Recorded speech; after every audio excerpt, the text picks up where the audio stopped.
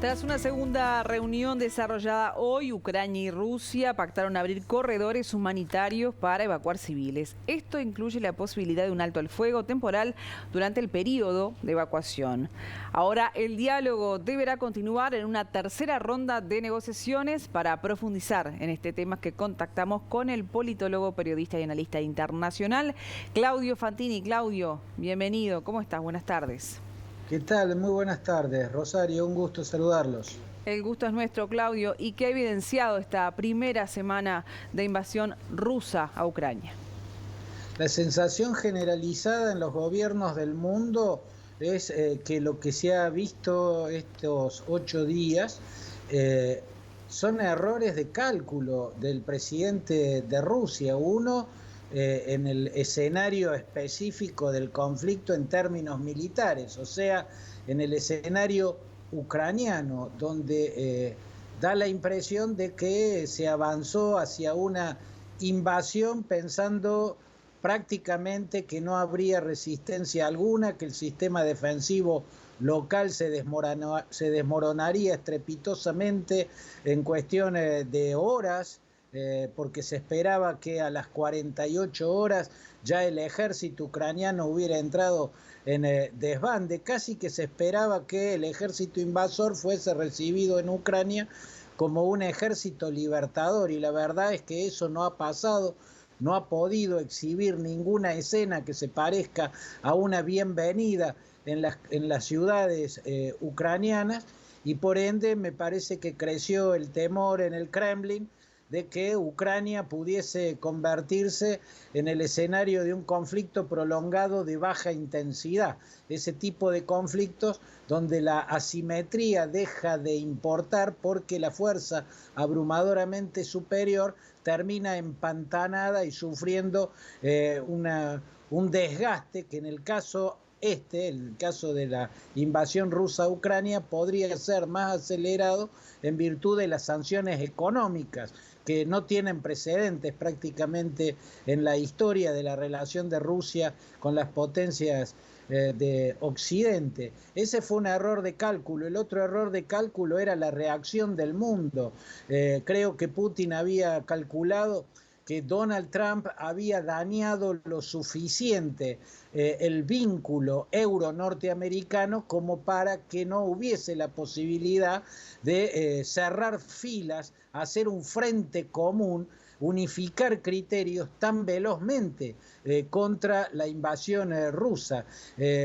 Putin creo que tenía la certeza que Donald Trump había destartalado políticamente a la OTAN como para que no pudiera organizarse y reforzar sus alrededores del escenario ucraniano, y que los mismos países europeos tardarían mucho más en aunar criterios, porque muchos tienen intereses distintos en juego con la economía rusa. Sin embargo, en ese error de cálculo lo tomó por sorpresa ver que Biden desde un principio calibró mejor incluso que los gobernantes europeos tanto lo que iba a hacer Vladimir Putin, que lo anticipó con claridad meridiana, como lo que debía hacerse contra Vladimir Putin, y planteó desde un primer momento un paquete de medidas económicas que fue resistido al principio, costó unir criterios al principio, pero después,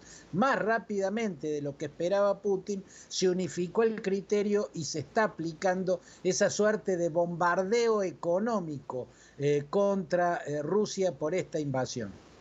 Claudio, cuando se habla de un alto al fuego, y nos pasó hoy, aunque te cueste creer o no, en BTV Noticias con los periodistas más jóvenes, leyeron alto al fuego y dije, bueno, se terminó esto, cuando en realidad el alto al fuego por lo general es una tregua, como ahora, por razones humanitarias. ¿Se puede justificar un optimismo con respecto al fin del conflicto o es esto nada más un alto al fuego?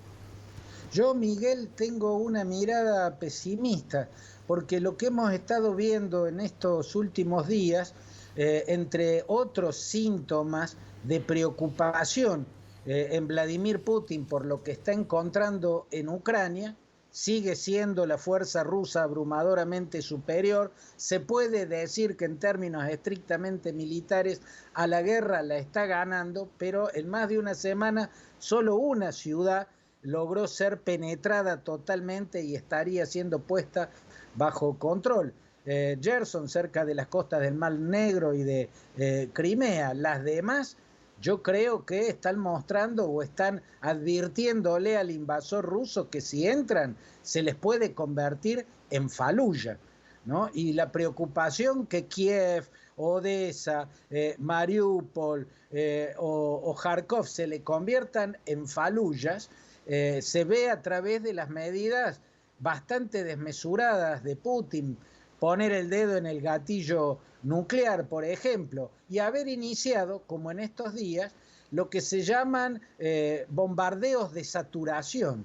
Es una estrategia típica de la Segunda Guerra Mundial, empezó a aplicarse en la Segunda Guerra Mundial. Los bombardeos aéreos para la destrucción total de las ciudades, eso es lo que empezamos a ver, son todas postales del siglo XX.